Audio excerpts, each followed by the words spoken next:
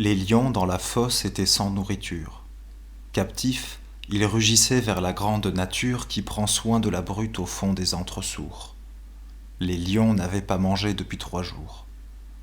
Ils se plaignaient de l'homme, et pleins de sombre haine, à travers leurs plafonds de barreaux et de chênes, regardaient du couchant la sanglante rougeur. Leur voix grave effrayait au loin le voyageur marchant à l'horizon dans les collines bleues. Tristes, ils se battaient le ventre de leur queue, et les murs du caveau tremblaient, tant leurs yeux roux et leur gueule affamée ajoutaient de courroux. La fosse était profonde, et pour cacher leur fuite, Og et ses vastes fils l'avaient jadis construite. Ces enfants de la terre avaient creusé pour eux ce palais colossal dans le roc ténébreux. Leur tête en ayant crevé la large voûte, la lumière y tombait et s'y répandait toute, et ce cachot de nuit, pour dôme avait l'azur.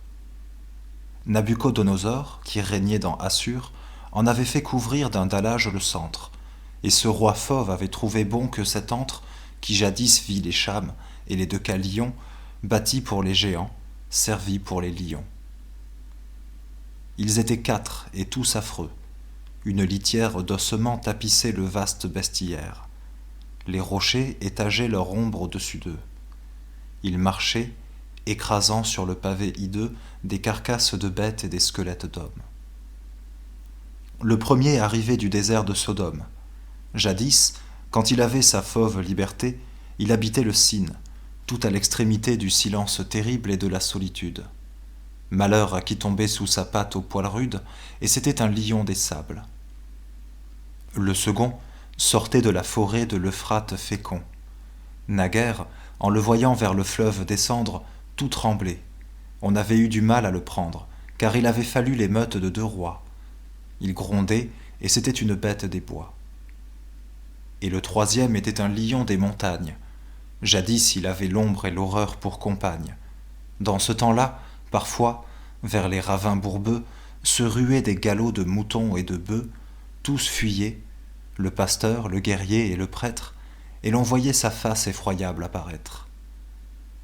Le 4e monstre, épouvantable et fier, était un grand lion des plages de la mer. Il rôdait près des flots avant son esclavage. Gur, cité forte, était alors sur le rivage. Ses toits fumaient. Son port abritait un amas de navires mêlant confusément leurs mâts. Le paysan portant son gomorre plein de manne s'y rendait. Le prophète y venait sur son âne. Ce peuple était joyeux comme un oiseau lâché.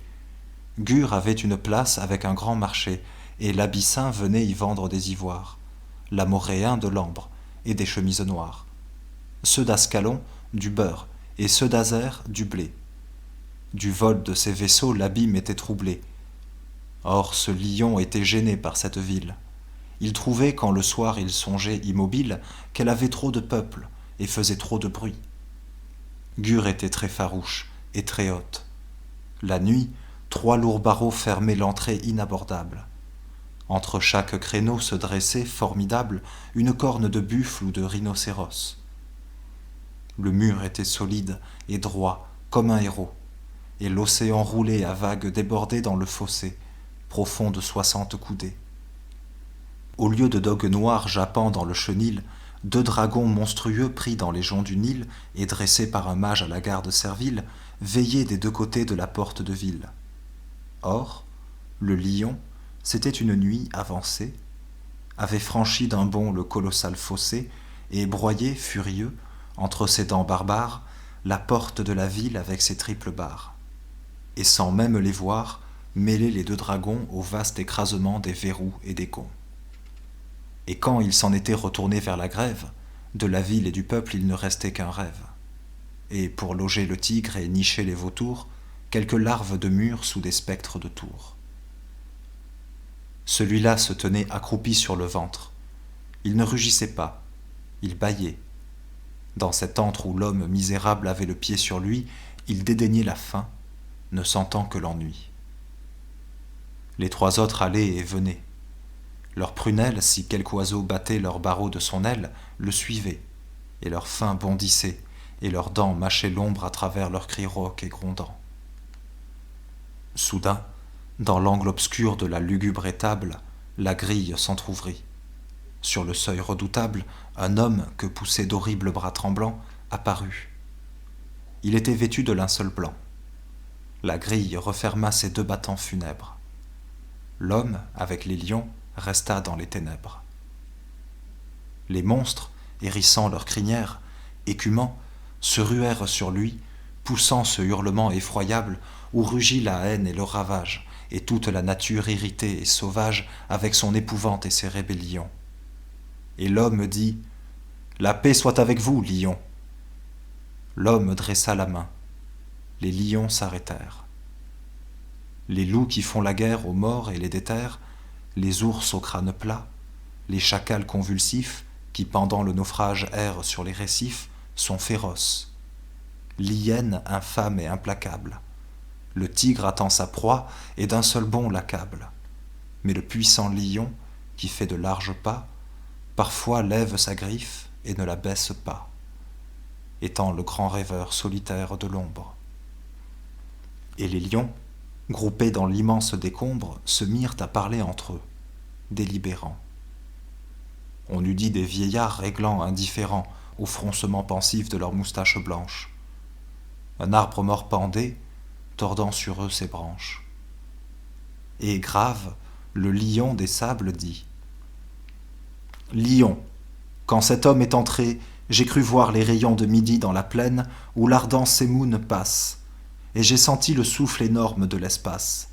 Cet homme vient à nous de la part du désert. » Le lion des bois dit « Autrefois, le concert du figuier, du palmier, du cèdre et de l'illeuse emplissait jour et nuit ma caverne joyeuse. Même à l'heure où l'on sent que le monde se tait, le grand feuillage vert autour de moi chantait. Quand cet homme a parlé, sa voix m'a semblé douce comme le bruit qui sort des nids d'ombre et de mousse. Cet homme vient à nous de la part des forêts. » Et celui qui s'était approché le plus près, le lion noir des monts, dit « Cet homme ressemble au Caucase, où jamais une roche ne tremble. Il a la majesté de l'Atlas.